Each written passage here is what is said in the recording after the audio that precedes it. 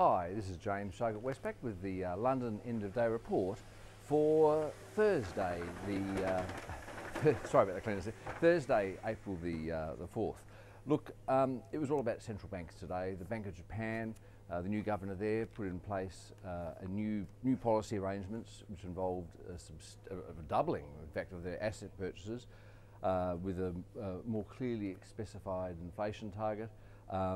The markets were impressed that Kuroda delivered everything that markets had been anticipating, and perhaps even a little bit more. That saw the yen weaken, and added to the sense that central banks around the world were pulling out all the stops to keep things ticking over. Bank of England left interest rates on hold, and there was no changes to the asset purchase program there. European Central Bank on hold as well, but European Central Bank President Draghi sounded more downbeat about the economy. He talked about downside risks much more forcefully than he did at previous press conferences. He talked about those downside risks including even weaker than expected demand, rather than just weaker than expected, as last time. He said the Council of the ECB was monitoring closely the situation and policy settings were appropriate for the time being.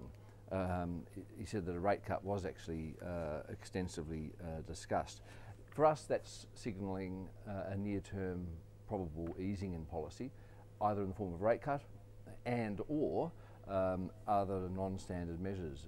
There's some speculation that the ECB could even contemplate buying corporate or collateralised debt of corporates to try and help stimulate lending to small and medium-sized enterprises. In the peripheral economies in particular, those businesses are the ones that are having trouble accessing funding.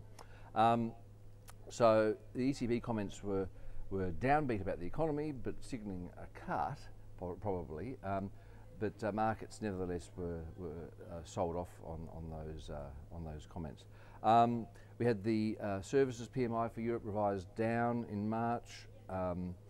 The Bank of England mentioned the services PMI in the UK actually was up in March. It was its highest since August last year. Weekly unemployment insurance claims in the US, they jumped sharply to the highest for the year so far, but it was the week that included Easter and the spring break, so there could be seasonal adjustment issues there rather than a genuine deterioration in the labour market at play. So given all of that, we've got a loss of 1.2% to report for the London market at the close. The French market, German market and the Spanish markets all down 0.75%, and the Italian market off 1/3% today. The Dow at the moment, it's 8 o'clock in London in the evening, is up 0.2%. It's at 14,577, lost some of its earlier gains. The commodity markets show a 1.3% fall in the oil price to $93.20 a barrel. Gold's unchanged at $1,553 an ounce, and the copper price is up 0.9%. Aussie dollar, actually it traded as high as 1.05 after the Bank of Japan announcement, fell to as low as 1.04 on the post-ECB sort of depression, if you like, but it's at 1.043 at the moment, so up about a third of a cent compared to its low today. That's about it really.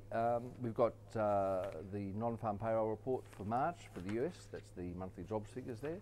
That's probably the highlight of the day tomorrow. I'll be back to report on that tomorrow evening. Speak to you then.